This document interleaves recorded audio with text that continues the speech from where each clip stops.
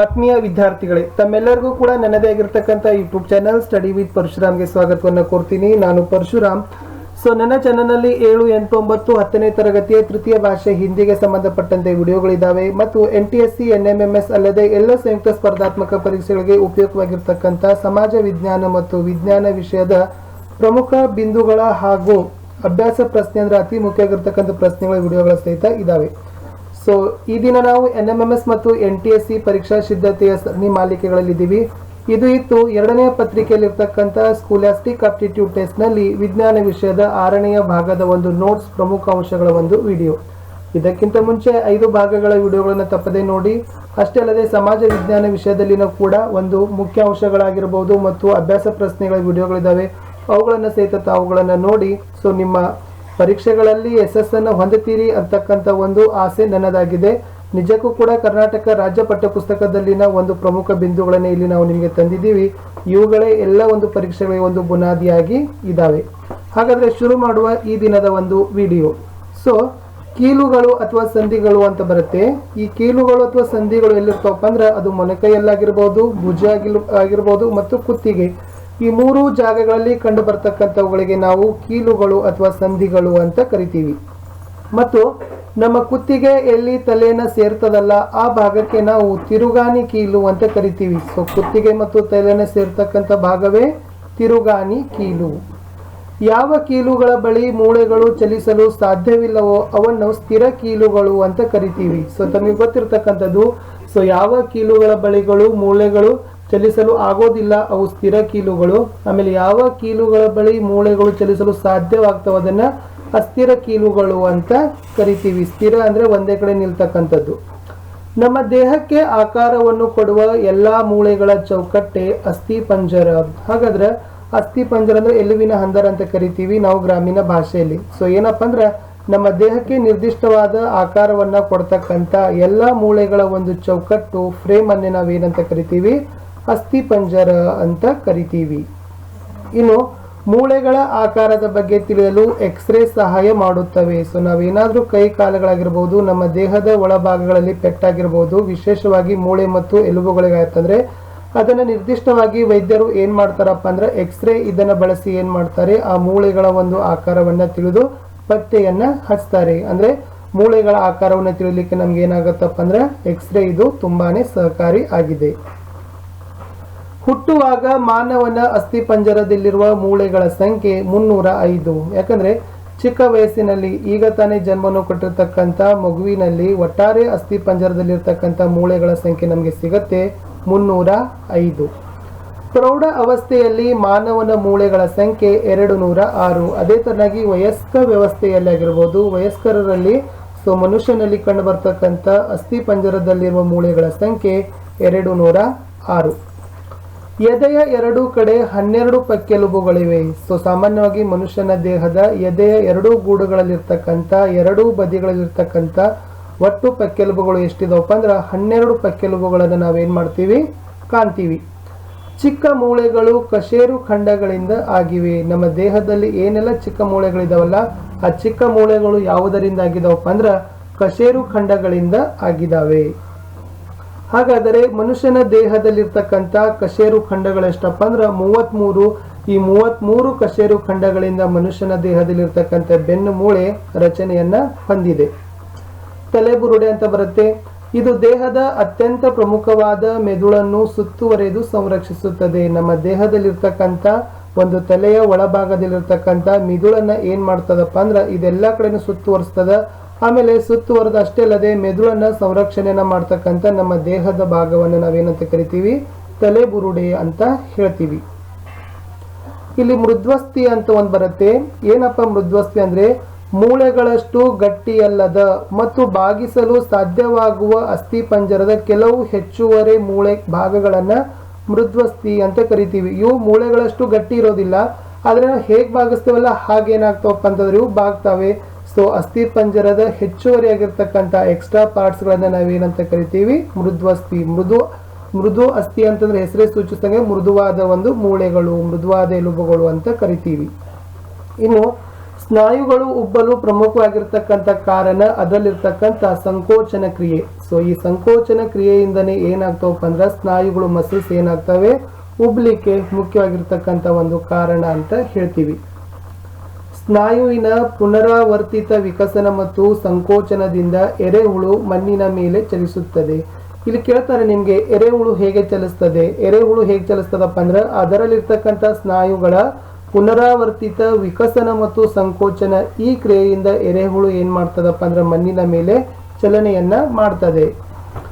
ಅಷ್ಟೇ ಅಲ್ಲದೆ ಜಿರಳೆಗೆ 3 ಜೊತೆ ಕಾಲುಗಳಿವೆ, 2 ಜೊತೆ ರೆಕ್ಕೆಗಳಿವೆ. ನೋಡಿ ಆ ಚಿಕ್ಕದಾಗಿರ್ತಕ್ಕಂಥ ಜಿರಳೆಯನ್ನ ನಾವು ನೋಡಿದೀವಿ.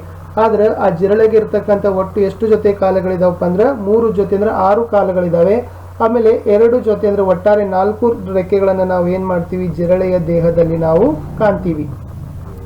ಮೀನಿನ ದೇಹದ ಆಕೃತಿಯನ್ನು ಸುಚಲಾಕೃತಿ ಅಂತ ಕರಿತೀವಿ. ಸುಚಲನಾಕೃತಿ ನೋಡಿ, ಇದು ವಿಶೇಷವಾಗಿರ್ತಕ್ಕಂಥ ಶಬ್ದ.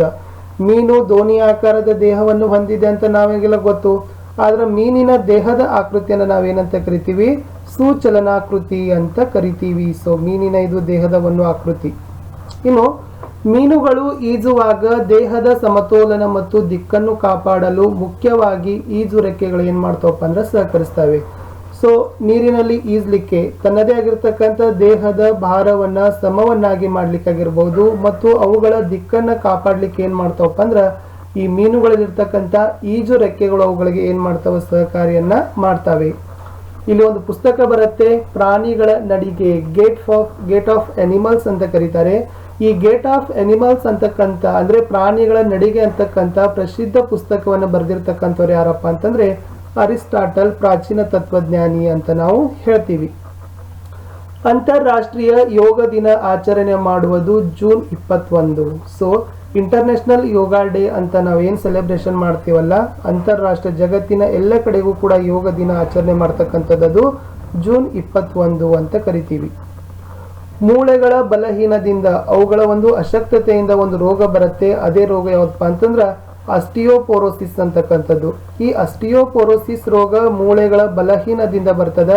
ಅಂದ್ರೆ ಈ ಮೂಳೆಗಳನ್ನ ಗಟ್ಟಿ ಮಾಡಬೇಕಾದ್ರೆ ನಾವು ಯೋಗವನ್ನ ಮಾಡಬಹುದು. ಸೊ ನಿರಂತರವಾಗಿ ನಾವು ಯೋಗವನ್ನ ಮಾಡೋದ್ರಿಂದ ಮೂಳೆಗಳ ಬಲಹೀನದಿಂದ ಬರ್ತಕ್ಕಂಥ ಆಸ್ಟಿಯೋಪೋರೋಸಿಸ್ ಅಂತಕ್ಕಂಥ ರೋಗವನ್ನ ನಾವೇನ್ ಮಾಡಬಹುದು, ದೂರವನ್ನ ಮಾಡಬಹುದು.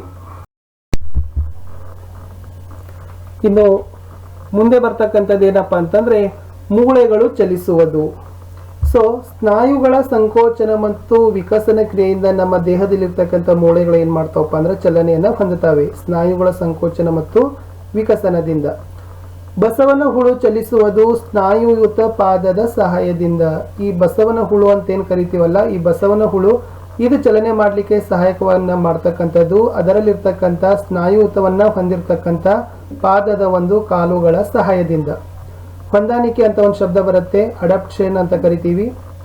ಯಾವುದೇ ಸಸ್ಯ ಅಥವಾ ಪ್ರಾಣಿ ತನ್ನ ಸುತ್ತಲಿನ ಪರಿಸರದಲ್ಲಿ ಸಹಜವಾಗಿ ಜೀವಿಸಲು ಸಹಾಯಕವಾದ ನಿರ್ದಿಷ್ಟ ಲಕ್ಷಣಗಳನ್ನ ಹೊಂದಾಣಿಕೆ ಅಂತ ಕರಿತೀವಿ. ಅಂದ್ರೆ ಯಾವುದೇ ಒಂದು ಸಸ್ಯ ತಗೋರಿ ಅಥವಾ ಪ್ರಾಣಿ ತಗೋರಿ, ಅದು ತನ್ನ ಸುತ್ತಮುತ್ತಲಿರ್ತಕ್ಕಂಥ ಪರಿಸರದಲ್ಲಿ ಅದಕ್ಕೆ ಹೇಗ್ ಬೇಕು ಹಾಗೆ ಜೀವಿಸಲು ಕೆಲವೊಂದಿಷ್ಟು ನಿರ್ದಿಷ್ಟವಾಗಿರ್ತಕ್ಕಂಥ ಲಕ್ಷಣಗಳು, ಸ್ವರೂಪಗಳು ಅದಕ್ಕೆ ಬೇಕಾಗ್ತವೆ.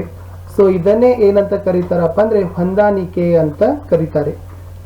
ಇಲ್ಲಿ ಆವಾಸ ಅಂತ ಬರುತ್ತೆ.